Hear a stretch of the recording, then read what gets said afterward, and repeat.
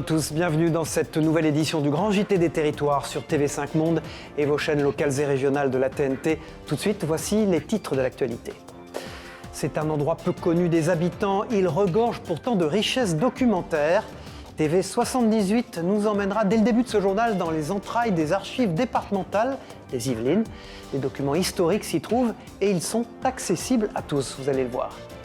Les livres de l'été, Guillaume Gonin sera l'invité de cette édition. Il est le seul auteur français à avoir retracé la vie et le parcours de Robert Kennedy, le frère cadet de l'ancien président américain qui fut ministre de la Justice de son pays, un frère éminemment important dans la vie politique des États-Unis. Et puis des images magnifiques aussi venues de Corse, où vous le verrez, il est possible de visiter l'île à cheval, une balade en bord de mer et dans les traverses rocailleuses, des images de Via Télépaésée sur place. C'est un lieu méconnu mais essentiel pour la mémoire de nos territoires. Les archives départementales sont présentes dans chacune des collectivités éponymes de France. Dans les Yvelines, les documents s'accumulent sur 32 km. Mais alors, quelles sont les missions de ce service public? Qui trouve-t-on concrètement? Les réponses dans ce reportage de Justine Brasier pour TV78, dans les Yvelines donc. Ici, 32 km de documents sont conservés dans des conditions spécifiques. Créées en 1794, les archives départementales sont implantées à Montigny-le-Bretonneux, un service public méconnu, ouvert à tous. Objectif de la structure, collecter les archives, identifier et classer les fonds et bien sûr les mettre à disposition. La structure conserve l'histoire du département.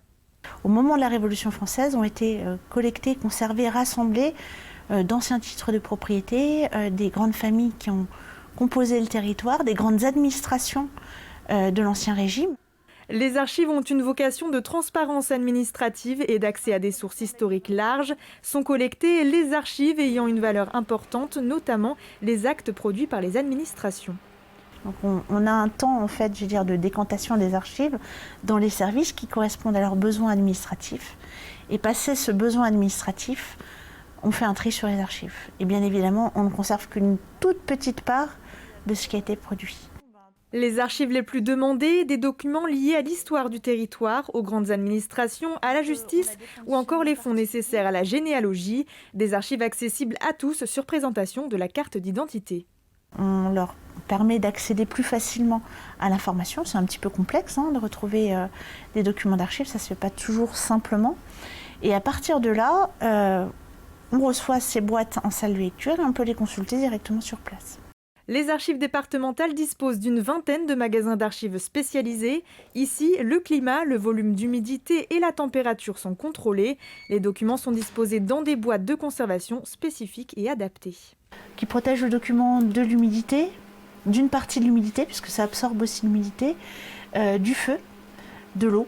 S'il y avait un incendie ou un désastre, une inondation, la boîte en elle-même met longtemps avant de devenir humide et donc protège le document au maximum. Document le plus ancien conservé aux archives, un diplôme de Charles Le Chauve datant du 9e siècle. C'est un document de réemploi, un parchemin de réemploi qui avait été utilisé pour refaire une couverture d'un ouvrage relié. Et donc c'est au moment d'une restauration, en déreliant l'ouvrage, qu'on a retrouvé ce document extrêmement ancien. Une quarantaine de personnes travaillent sur les fonds d'archives. Ici, le dépôt arrive à sa limite. Et maintenant, que faire des vêtements dont on se lasse et qu'on ne porte plus? Est-ce qu'il faut les remodeler à son goût? Peut-être. C'est le pari en tout cas qu'a fait il y a 3 ans la start-up d'Alice Sadrin dans le Val d'Oise. Elle vous permet d'apporter une touche d'originalité à vos basiques. Son chiffre d'affaires a triplé l'année dernière du fait de la crise sanitaire.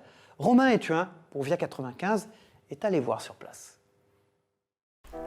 Loup, diabolo ou encore gants de boxe, autant de motifs originaux à poser sur vos hauts. Choisir sa base puis son motif, c'est tout le concept de My Own Creation. À sa tête, une besonnaise de 47 ans, son dernier best-seller, le costume de super-héros à personnaliser soi-même.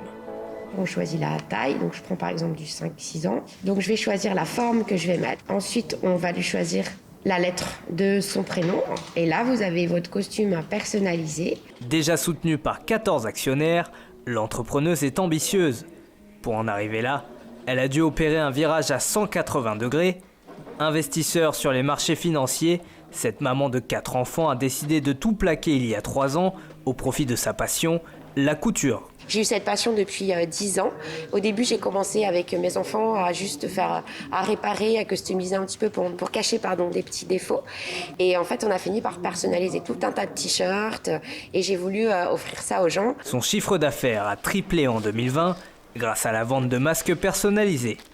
Aujourd'hui, elle compte se diversifier davantage, à commencer par ce kit pour bébé, constitué par l'une des 2 couturières indépendantes avec qui elle collabore. Présente depuis le début, Colline, 28 ans, est une véritable adepte du do-it-yourself. Ce qui m'a séduit de base, c'est vraiment le concept d'Alice. Le côté de ne pas limiter la création de chacun, c'est-à-dire qu'on n'est pas obligé d'acheter un vêtement qui a été créé tel que et on n'a pas le choix finalement. Là, on arrive sur des vêtements où chacun peut amener sa touche. Importés depuis le Bangladesh, les vêtements sont entièrement réalisés en coton bio. De quoi augmenter encore un peu plus la facture, peu importe pour Marie, celle qui arbore fièrement sa chemise personnalisée est prête à mettre le prix. C'est vrai que de nos jours, pour trouver des vêtements qui tiennent bien plus de 2 ans et qui se déforment pas et qui se décolorent pas, etc., ça peut être compliqué. On ne dépense pas plus au final puisque ça se garde sur le long terme. Pour continuer de croître cette année, Alice compte recruter 2 couturières supplémentaires. Elle a déjà mis au point plusieurs prototypes de chemises à personnaliser dès cet automne. Et si la crise sanitaire a profité à certains, elle a surtout engendré de nombreuses difficultés économiques. En Moselle, une entreprise spécialisée dans l'événementiel est en pleine mutation. Terminé les feux d'artifice, place désormais au spectacle 2.0 avec des drones lumineux. C'est le pari que s'est lancé à Moselan, proposer des shows avec des centaines de drones dansant dans les airs. Un reportage de Jean Milon pour Moselle Télévision. Regardez. C'est dans un petit hangar à Sichazel que Mathieu, gérant d'entreprise dans l'événementiel, spécialisé dans les effets spéciaux en tout genre, prépare les spectacles de demain. Une centaine de drones lumineux, programmés pour ne former plus qu'un et offrir aux spectateurs un souvenir inoubliable. Mais avant de décoller, il faut tout mettre en place. Alors nous allons relier la station de pilotage à l'ordinateur, donc la station qui se trouve ici. Tout est piloté à partir de cet ordinateur et vous avez différentes antennes qui correspondent aux différents protocoles de communication parce que le drone communique avec la station et on peut vérifier l'état du drone. On a la possibilité de ramener les drones si jamais il venait à y avoir un problème. On a la possibilité de faire des coupures moteurs sur les drones. Avec un poids de 300 grammes et la liberté de choisir entre plus de 16 millions de couleurs, le champ des possibles est presque infini. Formes, logos, animaux, la créativité est de mise. On peut laisser libre cours à notre imagination. Aujourd'hui, tout est réalisable. Bien entendu, en ne pas dépassant les contraintes techniques des machines et la réglementation en vigueur. Si l'idée d'un spectacle de drone trottait déjà depuis longtemps dans la tête de Mathieu, la crise sanitaire est venue accélérer le processus. Alors, qu'est-ce que ça donne ? Un vrai coup de poker pour lui et son père, quand le prix d'un seul de ces engins peut s'élever jusqu'à 2 000 €. On avait d'autres perspectives au niveau international qui s'ouvraient pour nous et malheureusement la Covid nous a arrêtés dans notre élan. Nous n'avons pratiquement plus de travail à l'heure où je vous parle. On avait des dizaines de feux qui étaient programmés pour le 13-14 juillet. Aujourd'hui, on se retrouve avec même pas une dizaine de feux.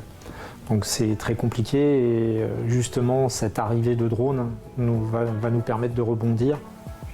C'est vraiment très joli. Dans le Grand Est, Mathieu est pour le moment pionnier de ces spectacles avant-gardistes, également plus respectueux de l'environnement, avec la promesse de vivre une expérience immersive où il n'y a plus qu'à lever les yeux pour avoir la tête dans les étoiles. Et notre page consacrée au livre de l'été à présent, le Grand JT des Territoires, vous le savez, vous propose dans cette période estivale de découvrir des auteurs et leurs romans et d'emporter ainsi des idées de lecture en vacances. Nous sommes cette semaine en duplex avec Guillaume Gonin. Bonjour Guillaume. Bonjour. Vous êtes l'unique auteur français d'une biographie d'un des hommes politiques américains les plus réputés au nom très connu, Kennedy. Mais il ne s'agit pas bien sûr de John Fitzgerald Kennedy, mais de son frère, Robert Kennedy. Alors pourquoi avez-vous écrit une biographie sur Robert Kennedy, Guillaume Gonin? Mieux connaître sa vie, c'est mieux comprendre cette période charnière dans l'histoire des États-Unis? Ce qui ressort beaucoup des témoignages sur Robert Kennedy était le fait que ce soit quelqu'un de très entier, dans ses qualités, dans ses défauts, très contrasté, très en clair-obscur, et quelqu'un qui était en perpétuel apprentissage, en perpétuel mouvement, qui n'hésitait pas à se remettre en question, qui n'hésitait pas à changer d'avis. J'ai une anecdote à ce sujet qui est à propos de la peine de mort aux États-Unis. Quand il était ministre de la Justice de son frère, il était en faveur de la peine de mort. Et quand il est devenu sénateur de New York et ensuite candidat présidentiel, il s'est prononcé contre la peine de mort. Et un journaliste lui a demandé « Mais pourquoi vous avez changé d'avis ?» Et il a dit « Parce que je n'avais pas lu Camus avant. » Donc je ne pense pas que beaucoup d'élus aujourd'hui auraient une telle capacité de non seulement de remise en question sincère, mais de réponse aussi. La vie de Robert Kennedy est-elle intimement liée à celle de son frère, au fond, notamment à cause de son assassinat? Alors, la vie de son frère, c'est une absolue certitude. Son assassinat, en revanche, j'ai pas assez d'éléments pour pouvoir me prononcer sur cette question avec précision. Il faut savoir que la vie de Robert Kennedy était intégralement ou quasiment intégralement articulée autour de son frère, autour de Jack, jusqu'au 22 novembre 1963, date à laquelle il est donc assassiné à Dallas. Et le 22 novembre 1963, quand JFK disparaît, il se retrouve à la croisée du chemin, il se remet en question, et il va sortir complètement transformé de cette expérience du fait de la disparition de son frère, qui était son point focal, son point d'ancrage dans la vie. De manière générale, quel homme a été Robert Kennedy Jr. C'est un personnage absolument central dans l'histoire contemporaine américaine. Non seulement qui a beaucoup façonné les années 50, 60, 70 aux États-Unis, mais qui en plus de ça continue d'avoir une influence énorme, comme beaucoup de géants de mythes politiques américains des années 60 aujourd'hui, à tel point que d'ailleurs Joe Biden arbore un buste de Robert Kennedy dans son bureau, dans le bureau ovale à Washington depuis qu'il a remplacé Donald Trump. Et c'est exactement ce dont je me suis rendu compte en enquêtant sur Robert Kennedy pour préparer ce livre, notamment après le cinquantenaire de l'assassinat de JFK à Dallas, où beaucoup de livres et de documentaires et de films étaient sortis, et je m'étais rendu compte que Robert Kennedy était un peu l'élément clé en fait. Guillaume Gonin, avez-vous d'autres projets d'écriture, une autre biographie par exemple d'un homme politique américain, lequel? Alors oui, j'ai d'autres projets d'écriture, toujours sur les États-Unis, beaucoup articulés autour des années 60, qui pour moi est une période fantastique et incroyablement bouillonnante d'un point de vue culturel, musical, politique, sociétal. Pour ces biographies sur Robert Kennedy, j'ai rencontré John Lewis, l'ancien congressman qui est décédé aussi un peu plus d'une année maintenant. Et ce héros des droits civiques, proche de Martin Luther King, proche de Robert Kennedy, qui a connu JFK, qui a connu Lyndon Johnson, cette rencontre m'a beaucoup touché. Il était notamment le leader de la marche de Selma en 65. Et c'est un projet qui me tient à cœur et que j'aimerais pouvoir faire aboutir si j'arrivais à prendre un peu plus de temps pour écrire. J'ai évidemment d'autres projets sur les États-Unis, sur l'écriture, dont je serais heureux d'en parler quand ils se concrétiseront.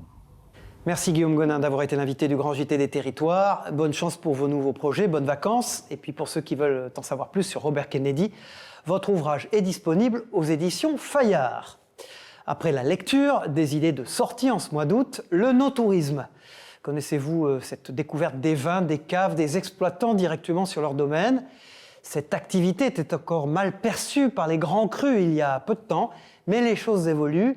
Les propriétés viticoles sont nombreuses désormais à promouvoir cette offre. Décryptage de cette tendance avec Franck Poirot de la rédaction de TV7, la chaîne du groupe Sud-Ouest en Gironde. Il y a quelques années, l'offre no-touristique des crus classés 1855 se limite à une visite de la propriété sur rendez-vous suivie d'une dégustation de vin. Depuis, cette offre s'est largement étayée et structurée. Le château Marquis de Termes à Margaux s'est lancé dans le no-tourisme il y a 8 ans maintenant. Cette propriété propose des locations de salles pour des mariages ou des séminaires, de la location de vélos pour parcourir son vignoble, des brunchs le week-end. Dans quelques jours, un restaurant bistronomique situé en plein cœur de ce château va ouvrir ses portes. Pour Sandrine Chanfraud, directrice du pôle tourisme de ce château, cette diversification de l'offre est essentielle aujourd'hui. Parce qu'on a des cibles très variées. On peut avoir très bien des cibles, si on reste sur la partie touristique, de l'étranger, mais aussi une population locale et aussi du périphérique à des bordelais. Donc il faut vraiment travailler des offres de plus en plus adaptées pour pouvoir attirer ces publics très différents. Le château Giscourt a compris il y a longtemps que cette diversification d'activités est essentielle. Ici, l'accueil du public et l'hospitalité qu'on lui accorde ne sont pas des vains mots, ils sont même stratégiques pour l'image de la propriété qui sera véhiculée par les visiteurs. L'idée est d'en faire des ambassadeurs. Si vous réussissez à bien accueillir pendant un mariage, vous avez des ambassadeurs à vie. Donc on va un peu plus loin que le traditionnel visite-dégustation. bien sûr, on le propose, mais on crée un échange parce que c'est très important que le visiteur puisse s'exprimer et créer cet échange et pas que écouter. Le château Giscourt organise des concerts, propose à ses visiteurs des paniers pique-nique à déguster dans son parc, organise des dîners de gala. Cette propriété a même recruté un chef de cuisine à temps complet. Le point d'orgue de l'activité œnotouristique de Giscourt étant son jumping équestre organisé en plein air. 550 cavaliers et 5000 visiteurs sont attendus ici début juillet. L'œnotourisme est devenu une entreprise dans l'entreprise. Pour ces crus classés 1855, leur offre a même d'ailleurs été reconnue par l'Organisation mondiale du tourisme à la fin de l'année 2020. La démarche des châteaux étant de plus en plus forte et dynamique, il nous fallait trouver des acteurs internationaux. Comme les vins seront vendus dans le monde entier, on a des gens qui peuvent apprécier venir visiter Bordeaux et venir visiter ces crus classés 1855 du monde entier. Donc il fallait trouver des acteurs mondiaux. Longtemps considéré comme annexe par les crus classés 1855, l'œnotourisme est aujourd'hui une activité à part entière rémunératrice pour eux. En fonction des années, elle peut peser jusqu'à 10% du chiffre d'affaires de ces châteaux. Sur les 88 crus classés du Médoc et du Sauternais, 40 d'entre eux ont complètement professionnalisé leur offre œnotouristique. Domrémy, là où tout a commencé. Plus qu'une phrase de lancement, c'est désormais le thème d'un nouveau parcours de visite de la maison natale de Jeanne d'Arc, située dans les Vosges. Réalisée l'an passé à l'occasion du bicentenaire de son ouverture au public, la rénovation s'est matérialisée par la réhabilitation du centre d'interprétation sur place. Découverte avec la rédaction de Vosges Télévisions. Regardez. Domrémy, là où tout a commencé. Changement de credo pour le nouveau parcours de visite de la maison natale de Jeanne d'Arc, autrefois centré sur ses combats loin des Vosges. Le site a tenu à réaffirmer l'importance du département dans la vie de l'héroïne. Mais pas question de toucher à la bâtisse, classée monument historique depuis 1840. La réhabilitation est donc passée par la modernisation du centre d'interprétation voisin. Le précédent centre avait été réalisé en 1999, donc c'est vrai qu'il avait vieilli au niveau de la muséographie. Il racontait une histoire de l'époque de Jeanne d'Arc, mais pas avec les outils d'aujourd'hui. Donc on a souhaité en fait moderniser complètement cette présentation, la rendre plus interactive aussi en faisant appel au multimédia, et puis des manipulations, des questions, aller dans quelque chose de plus dynamique, plus vivant. Inauguré en septembre 2020 à l'occasion du bicentenaire de l'ouverture du site au public ainsi qu'aux 100 ans de la canonisation de Jeanne d'Arc, le nouveau parcours n'avait pas pu bénéficier d'une grande fréquentation. Ce mercredi était donc l'occasion de le présenter officiellement après sa réouverture le 19 mai dernier.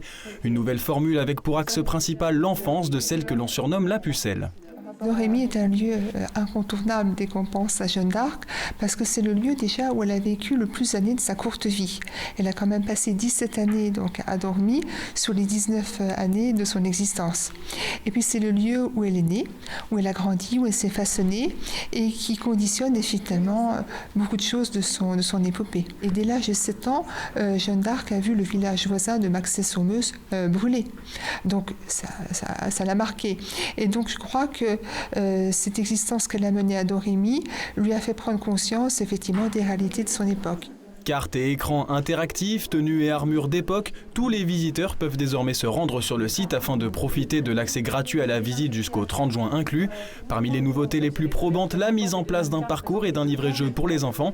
Chacun pourra donc désormais arpenter les couloirs du centre à travers les différentes thématiques et se faire leur propre avis sur la plus célèbre des Domrémoises. Jeanne d'Arc est effectivement toujours très populaire, elle intéresse beaucoup les gens.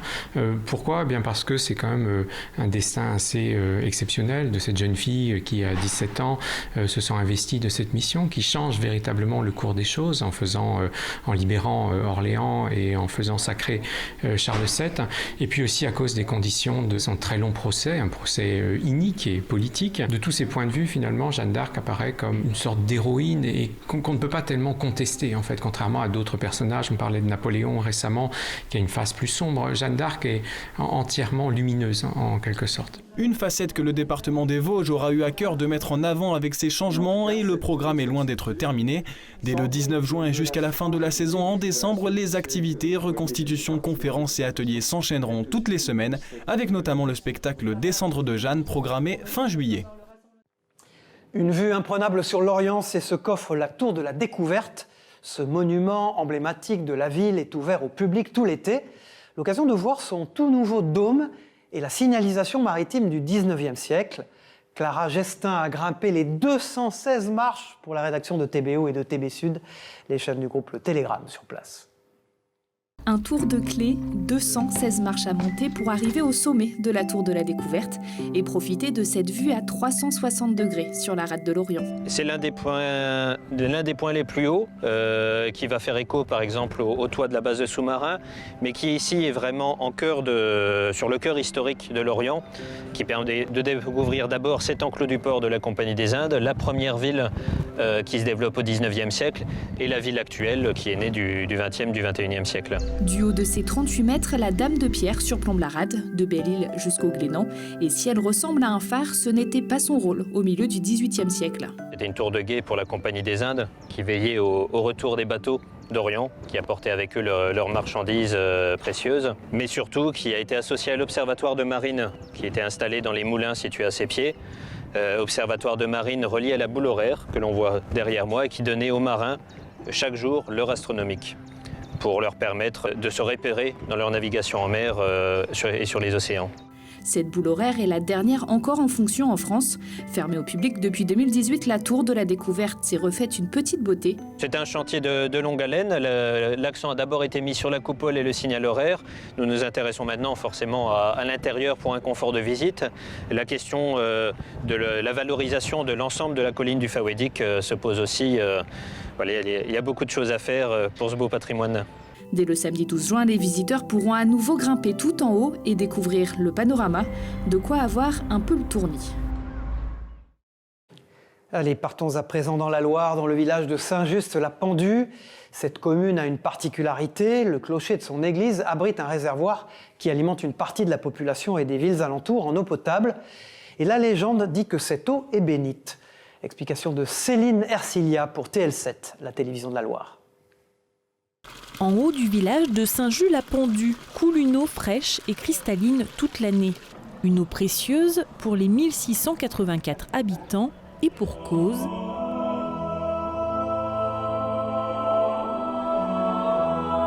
Elle arrive directement du clocher de l'église, juste au-dessus du chœur, à 14 mètres de haut. Un réservoir de 50 mètres cubes y est installé depuis 1951. Et il n'a pas fallu très longtemps pour que le lieu imprègne cette réserve d'eau potable. Nous, les élus, on dit très souvent qu'à Saint-Just-la-Pendue, on boit de l'eau bénite. Cette eau, elle est très bonne. C'est de l'eau que l'on consomme toute l'année et qui est très agréable à boire. Et nous la consommons tous les jours à table. Et c'est une eau qui arrive à nous faire quelques centenaires sur nos communes. L'eau de Saint-Just-la-Pendue aurait-elle quelques vertus ? Dans le village, tout le monde profite de cette eau consacrée et on s'amuse même de cette petite particularité. C'est bien de profiter de l'eau bénite sur les cheveux. On va dire que ça les rend brillants. On a le privilège de boire une eau bénite toute l'année. Voilà. Et ça vous fait quelque chose ? Vous ressentez des bienfaits ? Oh non, pas à ce point-là quand même. C'est la seule occasion où j'aurai de l'eau bénite, parce que l'eau bénite, je m'en sers jamais, mais si j'en ai sur mes cheveux, ce sera une bonne chose. Je gagnerai peut-être le paradis. Aujourd'hui, les habitants ne font plus cas de cette eau provenant de leur église. Ils s'intéressent plus à la qualité gustative de cette source et sans être convertis, certains pourraient même lui trouver un petit goût de paradis. Direction la Corse pour terminer ce journal, où il est possible de monter à cheval pour faire du tourisme. Une idée originale pour porter un autre regard sur les richesses de l'île, et notamment sur le fameux désert de l'Agriate, une balade qui vous conduit dans les plus beaux endroits de la région. Regardez ces images magnifiques de nos partenaires sur place. Le coucher du soleil y est lui aussi extraordinaire. Les détails au micro de Via Télé Paese. Même des cavaliers corses qui tournent parfois dans différents centres équestres pour faire des balades, certains, beaucoup, ont dit mais pour une balade, pour eux c'est la plus belle, quoi. Parce qu'on peut voir de très beaux paysages dès le moment qu'on fait des randonnées de plusieurs jours. Évidemment, il y a des tas de micro-régions où des paysages sont magnifiques, mer, montagne, mais pour une seule balade de 2 heures qui est accessible pour un débutant, même quelqu'un qui n'est jamais monté, oui, avec le coucher de soleil pour le soir. Voilà de bien belles images pour conclure cette édition. C'est la fin donc de ce grand JT des territoires. Merci de l'avoir suivi sur vos chaînes locales et régionales de la TNT et sur TV5 Monde. À très vite pour une nouvelle édition de ce tour complet de l'actualité estivale de nos territoires. Au revoir à tous. Ciao.